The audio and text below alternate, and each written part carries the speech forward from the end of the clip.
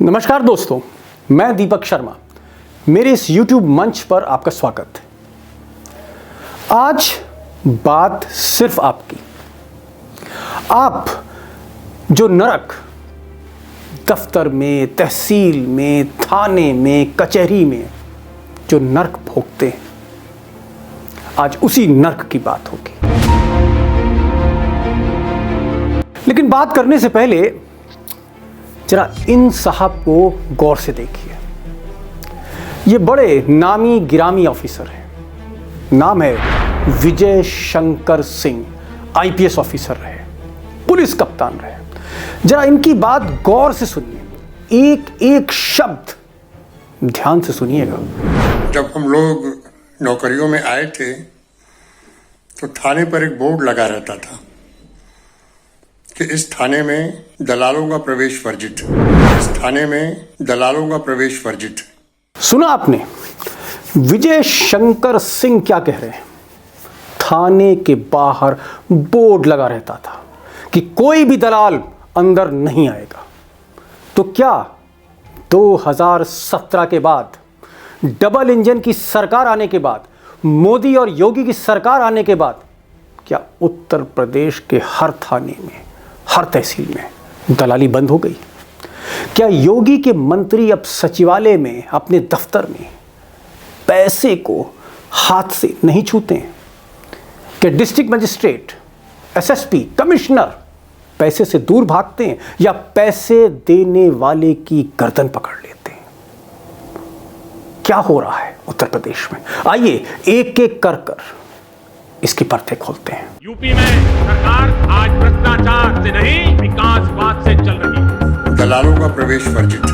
हमारे विरोधी भी भ्रष्टाचार का एक भी आरोप नहीं लगा पाए। 30,000 करोड़ रुपए का भ्रष्टाचार। प्रति ट्रक 5500 रुपए का रिश्वत का रेट था।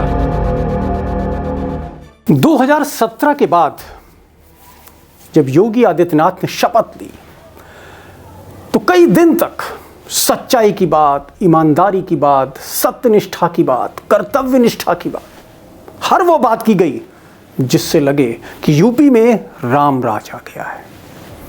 लेकिन कुछ ही दिनों के बाद, या यूं कहें पहली बार उत्तर प्रदेश में एक फोन रिकॉर्डिंग सामने आई और इस फोन रिकॉर्डिंग में कप्तानों की बोली लग रही थी, पैसों की बात हो रही थी, लाखों रुपए की बात हो रही थी। और ये रिकॉर्डिंग्स एसएसपी नोएडा, तब के एसएसपी नोएडा वैभव कृष्णा ने इंटरसेप्ट करी। वैभव कृष्णा ने मुख्यमंत्री योगी को पत्र लिखा और कहा कि आपके राज्य में कप्तानों की बोलियां लग रही हैं, दलाल हैं, और ऐसे रसूखदार दलाल जिनको सत्ता का संरक्षण है। हड़कंप मच गया साहब। लेकिन धीरे धीरे कुछ लोग सस्पेंड किए गए और फिर मामला कोल्ड स्टोरेज में जाता गया। फिर कोविड आया, महामारी आई और प्रजा राम राज में भूल गई कि कप्तानों की बोली लग रही थी। इस तरीके से एक एसएसपी रैंक का अधिकारी, एक वरिष्ठ आईपीएस रैंक का अधिकारी अपने ही विभाग के सहकर्मियों पर जब रिश्वत का आरोप लगाता है, जिसमें 80 लाख रुपए तक की रिश्वत की बात की गई है, तो मामला ज्यादा गंभीर है और इसे गंभीरता से लेना चाहिए। उन टेलीफोन रिकॉर्डिंग्स का क्या हुआ, ये तो अब योगी आदित्यनाथ को मालूम होगा, महंत जी को मालूम होगा, महाराज को मालूम होगा, या महाराज के जो सिपहसालार हैं, जो उनके अधिकारी हैं, उनको पता होगा कि जांच दब गई, चल रही है, क्या हो रहा है। लेकिन भ्रष्टाचार की कुछ और बात करते हैं, रिश्वत, लूट, घूस की कुछ और बात करते हैं। तो पहले देखते हैं ये तस्वीरें।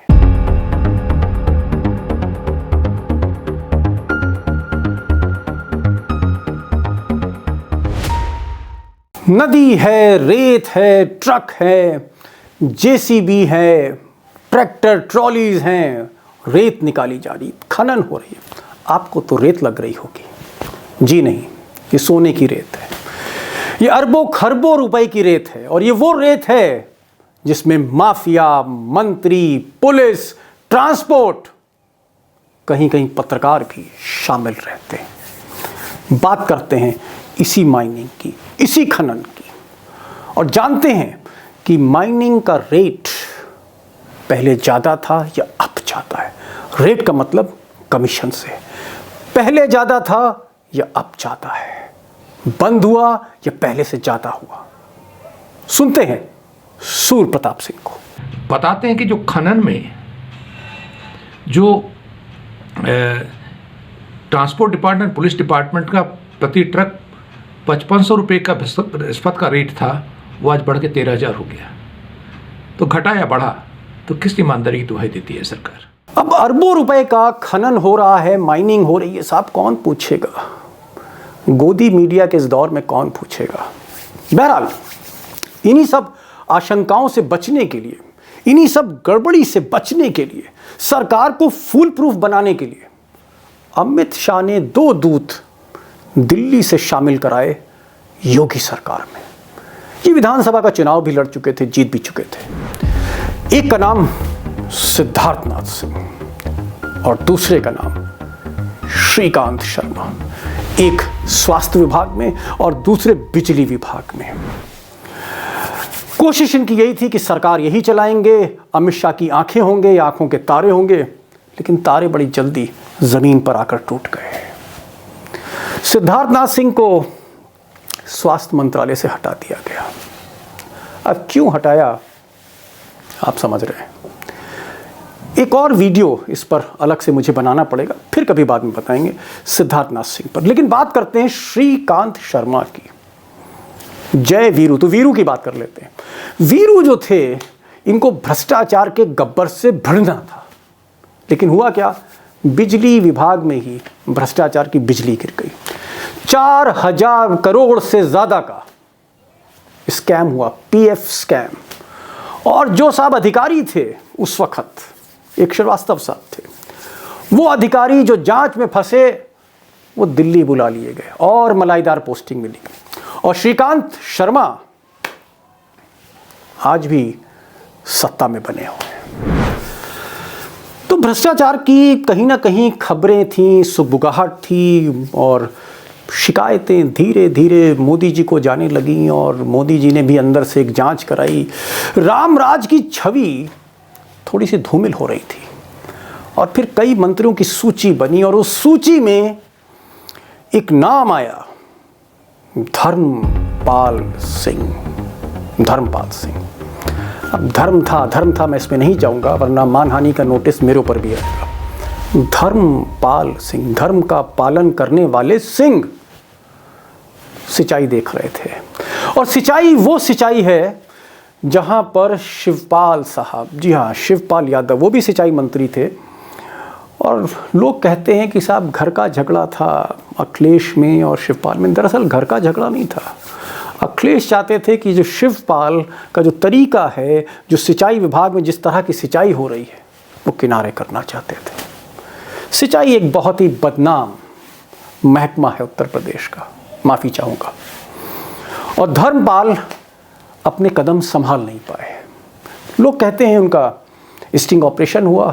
बहरहाल क्या हुआ, क्यों हुआ, कैसे हटाए गए, कोई जांच नहीं, कोई पड़ताल नहीं, हटा दिया बस।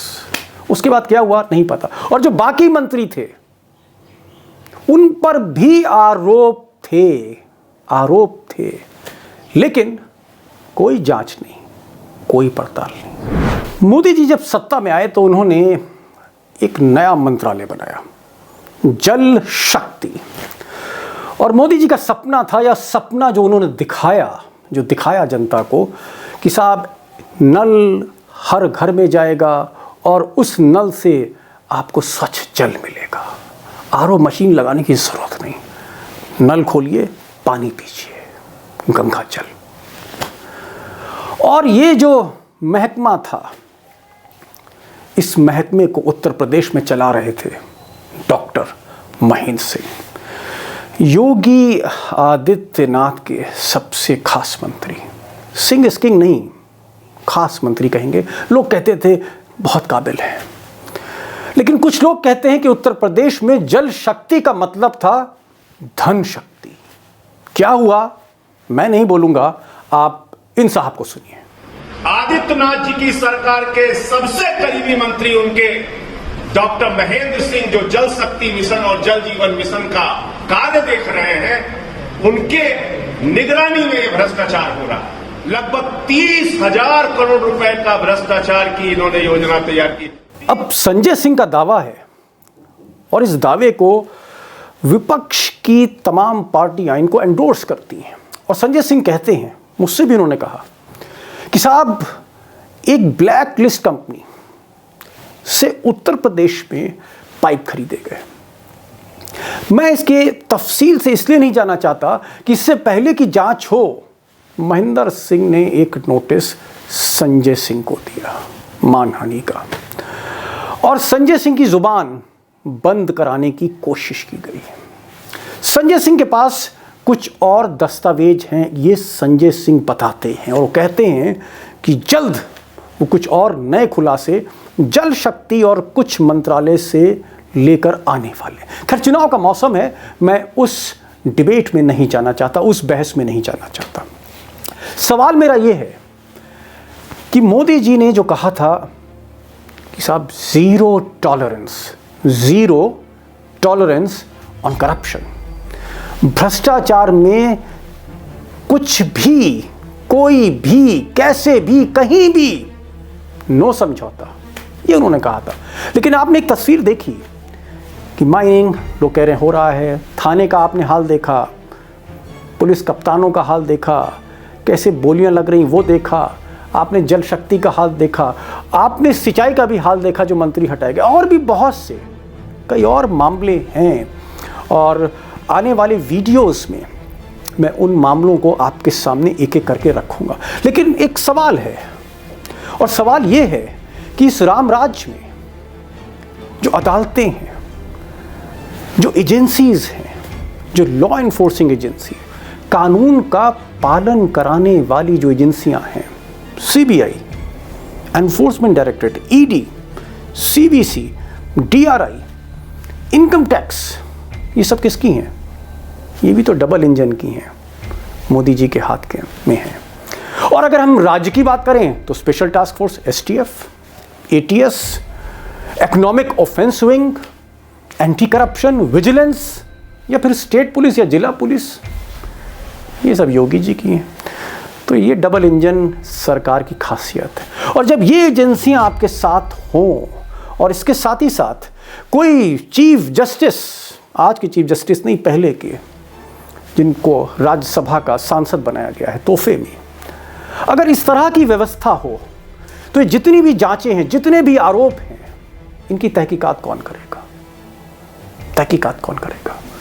मैं सिर्फ यही कहना चाहूँगा कि इस रामराज में तहकीकात की कोई जगह नहीं। तो ये आज का वीडियो अगर पसंद आया तो आप कमेंट में कुछ ना कुछ अपनी बात जरूर रखिएगा और किस तरह के वीडियोस और देखना चाहते हैं ये भी बताइएगा। इसी के साथ साथ एक गुजारिश, एक छोटी सी गुजारिश, मेरा हौसला बरकरार रखने के लिए कि कम से कम इस चैनल को सब्सक्राइब करिए और वो जो बेल है नोटिफिकेशन के लिए कि आपको खबर जल्दी मिले, उसको आप प्रेस कर दीजिए। तो मिलते हैं अगले एपिसोड में, तब तक के लिए नमस्कार।